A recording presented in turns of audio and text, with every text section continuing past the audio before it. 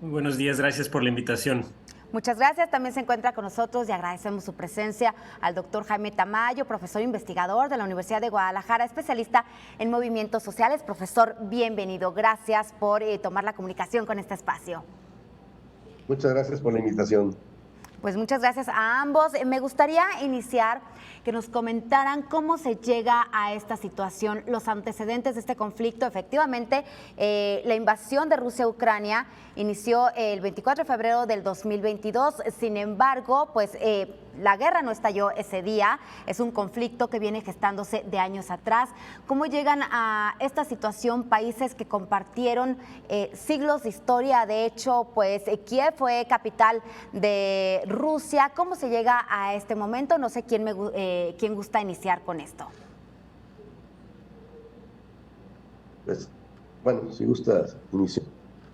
Primero, hay que señalar que esto, como antecedente más inmediato, es prácticamente el golpe de Estado, que se conoció como Movimiento de Maidán, que se dio contra un gobierno electo democráticamente, que ya había vivido también un proceso anterior, este propio presidente Yanukovych, en el que participa directamente los Estados Unidos y algunos países europeos.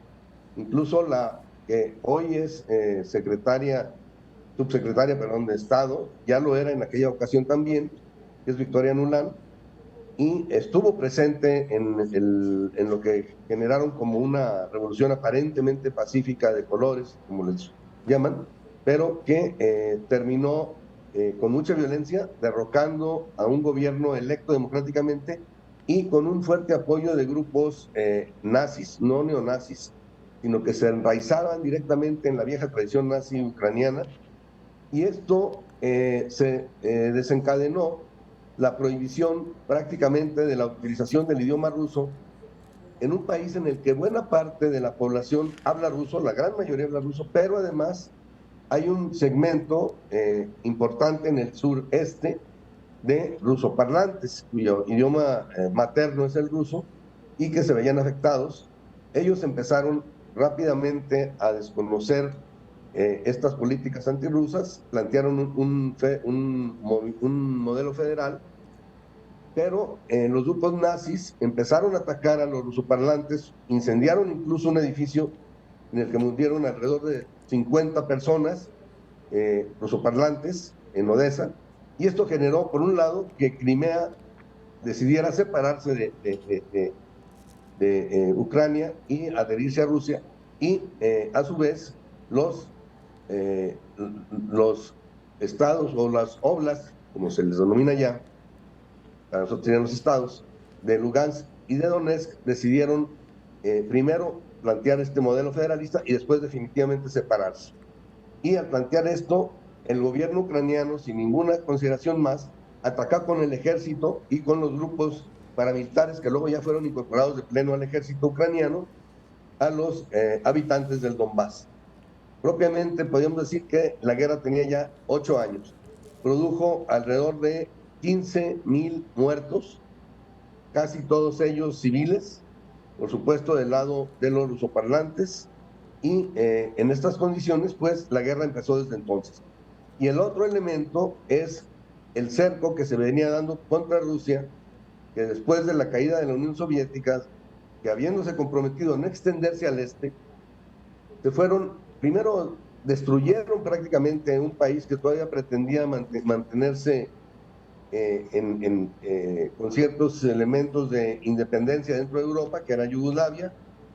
No voy a abundar en eso, pero además fueron extendiéndose sobre todos los países del este, violando el acuerdo, que ni un centímetro más se expandirían al este, y luego incluso incorporando países de la ex Unión Soviética. El colmo fue cuando quisieron incorporar a Georgia y Ucrania, y en ese contexto se dio la guerra de Georgia también, en el que los georgianos, el gobierno de Saakashvili, intentó prácticamente acabar con una población rusoparlante, los osetinos del norte, y que, perdón, del sur, y que provocó que Rusia entrara y en 5 días logró derrotar al gobierno ucraniano, bueno, georgiano. Pero esto, digamos, es un antecedente también importante, porque en el caso ucraniano es mucho mayor el peligro para Rusia. Iba a tener misiles nucleares a 5 minutos de distancia de Moscú, y por tanto no podía permitir que Ucrania ya se convirtiera en un espacio de la OTAN, que Claro, era hacia donde iba. así es muy Además, importante entender estos antecedentes, lo que sucedió para poder precisamente abordar la situación de cómo se llega a este estallido de pues las hostilidades. Miguel Alejandro, ¿cómo nace este nacionalismo que nos comenta el profesor? ¿Por qué Ucrania y no otras exrepúblicas soviéticas? ¿Qué tiene de especial Ucrania, Miguel Alejandro? Me gustaría iniciar contigo en esto. Aquí hay una cuestión muy importante que también hay que señalar como un antecedente.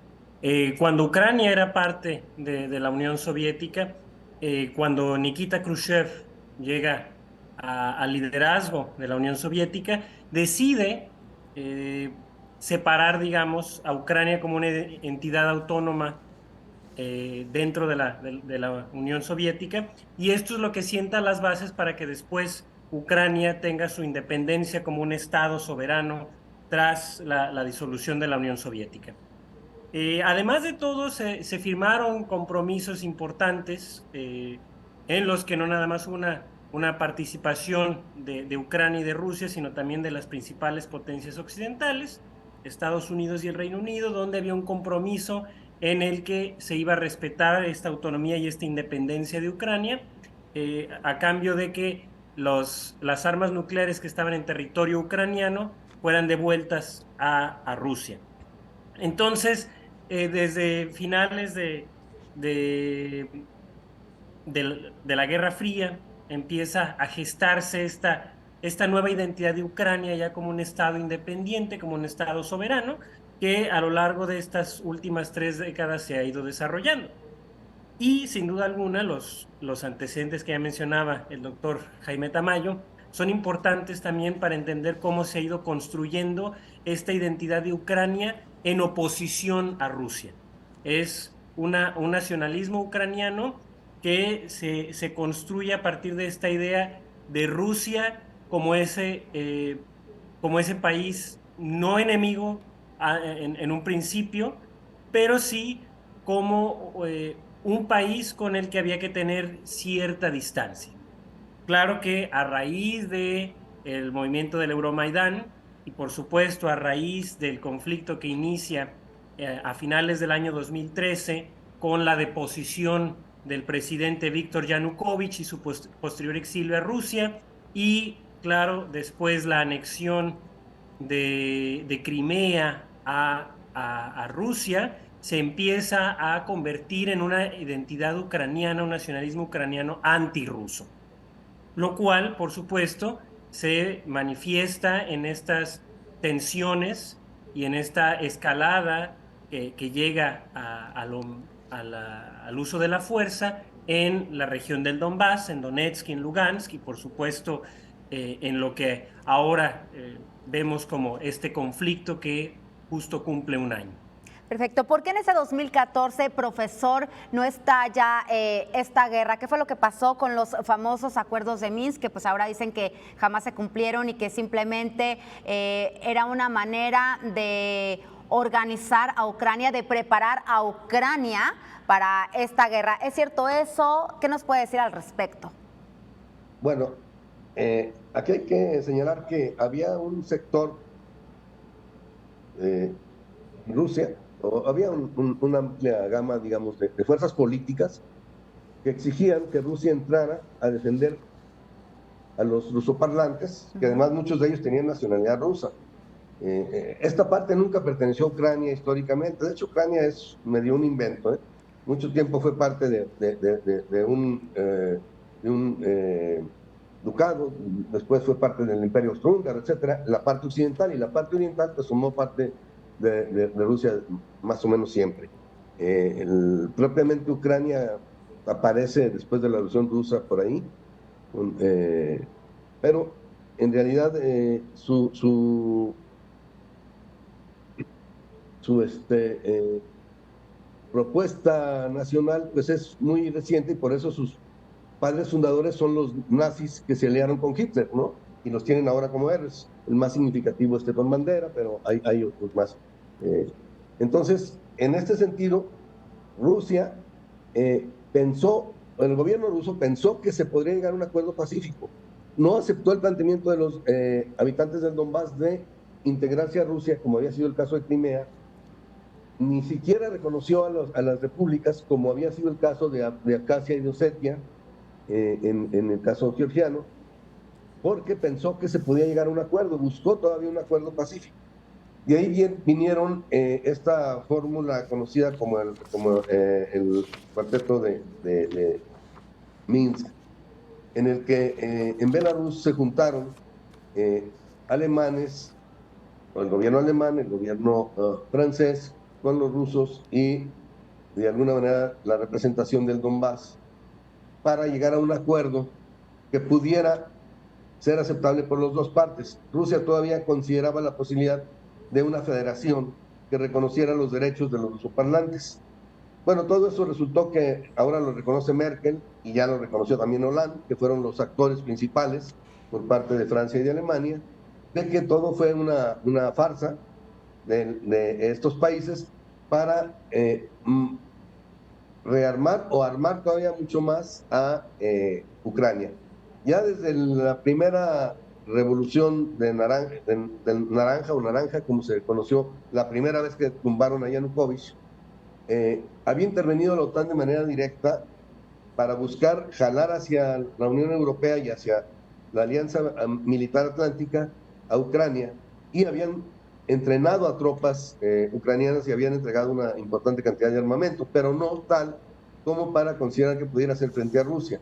Entonces, ellos, a partir del Maidán, y sobre todo pues a partir del 14, empezaron a entrenar con mucho mayor celeridad y a entregar más armas a Ucrania, a la vez que mantenían esta ficción, de negociación, que fue, como ellos mismos lo han dicho, una farsa para ganar tiempo y preparar a Ucrania como el espacio desde el cual la OTAN podría enfrentarse a la propia Rusia.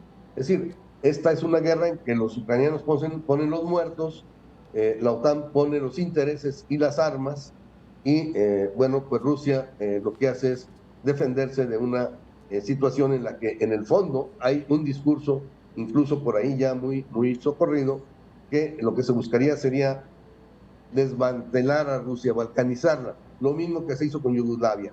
Y la OTAN ha demostrado que sabe hacer eso. Entonces, bueno, los rusos simplemente lo que hacen es estar defendiendo a los rusoparlantes que están viviendo un genocidio en Ucrania y defender su existencia como un país que está siendo acorralado, está siendo sometido a una serie de acciones que buscan desaparecerlo del mapa, precisamente para mantener el modelo unipolar en el cual Estados Unidos pone las reglas y decide cuándo y a quién aplicarlas. Por supuesto, muy importante lo que nos comenta, profesor Miguel Alejandro. Vladimir Putin da la orden hace un año, el 24 de febrero, de pues invadir ya con sus tropas territorio ucraniano después de declarar la independencia, de reconocer la independencia de Donetsk y Lugansk. Obviamente, pues la comunidad internacional condena estos hechos. ¿Cuáles han sido las consecuencias de esta invasión rusa a Ucrania?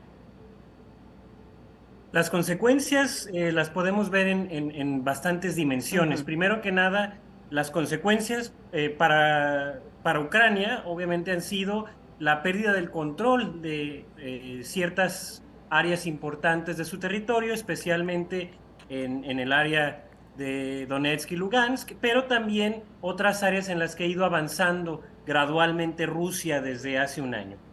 Las consecuencias en términos sociales, obviamente, para Ucrania han sido devastadoras. Ha habido un importante número de civiles que han sido desplazados por este conflicto. Por supuesto, también hay muchas personas que han tenido que salir del territorio ucraniano y refugiarse en otros países, y por supuesto la tragedia más grande ha sido el costo en términos de vidas humanas. La tremenda cantidad no nada más de fuerzas armadas rusas y ucranianas, sino también de civiles ucranianos que han fallecido como resultado de este conflicto. Esta es, por supuesto, la mayor consecuencia, la más grave, la más trágica de todo este conflicto. Miguel, me Claro que gustaría también ha hacer habido un importantes paréntesis. consecuencias económicas. Me gustaría hacer un Rusia y paréntesis aquí, si Ucrania. me lo permites. ¿A dónde huye la gente de Ucrania? ¿A dónde se están yendo? Sabemos que algunos a Europa, pero hay personas que también están yéndose, que están huyendo a Rusia. ¿A dónde se va esta gente? Sí, hay algunas personas que están justamente, aquellos que no se identifican con el Estado ucraniano, muchos de estos rusoparlantes que quieren escapar del conflicto, justamente lo que hacen es irse a Rusia, pero toda la población que tiene lealtad al Estado ucraniano, lealtad a Kiev, lo que están haciendo es o desplazarse a otras zonas donde no hay ocupación por parte de las fuerzas rusas, y en el caso de aquellos que se están exiliando, de aquellos que están saliendo del territorio ucraniano, la mayor parte se está concentrando en los países europeos vecinos, principalmente Polonia, también en Hungría, y por supuesto en el resto de Europa. Hay muchos que se están reinstalando en Europa Occidental, principalmente en Alemania, en Francia, en el Reino Unido, en los Países Bajos, y hay incluso algunos ciudadanos ucranianos que están yendo fuera de Europa. Hay algunos que están escapando a otros lugares como Canadá, como Estados Unidos, como Australia. Entonces, hay un desplazamiento importante alrededor del globo de esta población que quiere escapar del Claro, y conflicto. además es importante También señalar que no toda Ucrania está tomado por los rusos, ¿no? Porque uno piensa de guerra y dices, no se puede vivir en ese lugar. Sin embargo, hemos visto notas en donde nos presentan lugares de Ucrania que viven como si nada, los niños van a la escuela y demás. No todo Ucrania, son partes específicas de Ucrania. ¿Por qué esas zonas? ¿Porque está pegada a Rusia o por qué? Sí, es primero que nada la zona que justamente los rusos insisten que quieren proteger, que es Donetsk y Lugansk, y también otras zonas en las que han ido avanzando gradualmente, ya sea a través de estos territorios del Donbass, o también entrando por Bielorrusia, que es un país aliado de Rusia, un país cercano, y que le ha permitido el tránsito a las tropas rusas. Efectivamente, no todo el territorio está ocupado y ha habido avanzadas graduales para después retroceder por el mismo empuje de parte de las tropas ucranianas. Entonces, hay territorios que han estado en algún momento bajo el control ruso y que Ucrania ha recuperado. Hay otros territorios que todavía están en disputa. Hay otros donde hay un control efectivo de parte de Rusia. Entonces, varía bastante, y por supuesto hay ocasiones en las que también ha habido bombardeos rusos en ciertas ciudades, incluso en la propia Kiev, en la propia capital, que han propiciado que de manera temporal los habitantes se desplacen para luego regresar. Entonces, ha sido un movimiento tremendo en este sentido. En cuestiones económicas, a ambos países ha habido tremendas afectaciones. Estamos hablando de dos países importantes en ciertas industrias. Por supuesto, en la cuestión de los energéticos, Rusia es un gigante, uno de los principales productores de petróleo, el principal productor de gas natural, y muchas de las sanciones económicas que le han impuesto alrededor de 37 países, tanto de Europa como de otras partes del mundo, no nada más Estados Unidos y la Unión Europea, sino que también Japón, Australia, Nueva Zelanda, Canadá, entre otros, han impuesto sanciones, han tenido repercusiones para la economía rusa. Sin embargo, no las que esperaba Occidente, porque Occidente estaba esperando castigar a Rusia, estaba esperando aislar a Rusia, y la estrategia no ha sido del todo efectiva, porque si bien 37 países han impuesto sanciones económicas, con otros países Rusia sigue teniendo una relación económica fuerte e incluso más sólida que antes del conflicto, principalmente con dos grandes potencias que son China e India, con las que sigue gozando de un intercambio comercial importante, y esto pues ha hecho que Rusia no se desplome del todo. Es una estrategia que no le ha funcionado a Occidente en este sentido. A esto hay que sumarle que también hay muchos países en lo que conocemos como el sur global, es decir, países en África, en Asia, en América Latina, que no han querido tomar partido. Por supuesto que hay países que han tomado partido por Rusia, que son los menos. Claro. Hay otros que han tomado partido por Ucrania, pero hay otra cantidad de países que se mantienen neutrales y que dicen, bueno, yo no me voy a meter en este conflicto y voy a seguir comerciando con ambas partes y con ambos lados sin mayor problema. Claro, Miguel, Entonces, tenemos un minuto para conclusiones. ¿Cuáles son tus conclusiones para pasar con el profesor, por favor? este es un conflicto terrible, es una tragedia humana de mayores alcances y creo que es un conflicto que todavía puede durar bastante, porque ninguno de los dos lados ha cedido del todo y ninguna de las propuestas de paz ha sido aceptada del todo por ninguna de las partes. Incluso esta nueva propuesta china, si bien Rusia se muestra un poco más receptiva, no ha habido una declaración formal en la que se acepte del todo esta propuesta de paz. En Naciones Unidas y en otros foros va a ser muy complicado que se llegue a un acuerdo, especialmente por el derecho de veto que tiene el Consejo de Seguridad, por un lado Rusia y por otro lado, por supuesto, las tres potencias occidentales que son Estados Unidos, Reino Unido y Francia. Entonces este conflicto puede seguirse alargando y entre más se alargue, mayor será la tragedia humana, que creo que es el principal Así punto es. que debe interesarnos. Perfecto. El costo que está teniendo en términos de vidas humanas y de personas que están siendo desplazadas, Muchísimas más allá gracias. del conflicto entre los dos estados soberanos. Así es, muchas gracias a Miguel Alejandro. Sí, se pudo evitar si la OTAN hubiera respetado, por lo menos tomado en cuenta las opiniones y las exigencias ya de Rusia en los últimos meses, antes del inicio de la intervención de esta operación militar especial, que tiene esta denominación porque efectivamente Rusia no ha declarado la guerra ni está movilizando al ejército de manera total. Pero esto se pudo evitar, por un lado, con esto, y por otro lado, si se hubiera cumplido con los acuerdos de Kiev hacia adentro de Ucrania. Y en tercer lugar, se hubiera suspendido, si en marzo se hubiera cumplido en la negociación que ya Ucrania había firmado y que el señor Biden y el señor Johnson allá en Gran Bretaña presionaron para echar para abajo, precisamente porque no es Ucrania el interés, sino el interés es el de la OTAN y el desmantelamiento de la Federación Rusa. Yo diría que esto va a tener como consecuencia un cambio en las relaciones mundiales en muchos sentidos y, bueno, como todos los grandes cambios, los partos son dolorosos, pero seguramente esto nos llevará a un mundo multipolar definitivamente, tanto en el carácter económico, por supuesto que se está viendo ya más claro, como en términos políticos y a la larga esto será en beneficio de la humanidad. Eso sería mi opinión. Profesor, escuchamos en distintos medios de comunicación que en Occidente se habla que Vladimir Putin quiere recuperar Ucrania. ¿Cuál es el objetivo realmente? ¿Se sabe el objetivo de Rusia? No, recuperar Ucrania realmente no. Lo que quiere es neutralizar Ucrania y consolidar efectivamente en este caso ya por decisión de los rusoparlantes que vivían en Ucrania, que se sienten rusos y se sienten demasiado agredidos, lastimados, victimizados por Ucrania, pues que se reconozca que ya forman parte de la Federación Rusa. Es decir, es nuevamente esta autodeterminación de los pueblos que la Unión Soviética respetó cuando Ucrania cuando salió Bielorrusia y cuando se votó, incluso cuando la mayoría de los países se oponía a la desintegración de la Unión Soviética.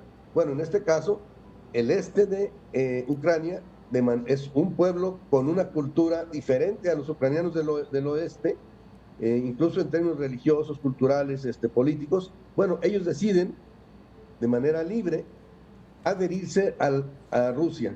Entonces, pues hay que también, en principio, respetar esa decisión, ¿sí? Es algo que los occidentales, los europeos, le han impuesto mucho, por ejemplo, a los países bálticos, a lo que fue la ex Yugoslavia, incluso al grado de desmembrar no solo Yugoslavia, sino a propia Serbia, quitándole Kosovo, que es el origen mismo de Yugoslavia y de Serbia, con el argumento de la autodeterminación de los pueblos dentro de estos propios estados. Entonces debería respetarse también la autodeterminación de los rusoparlantes.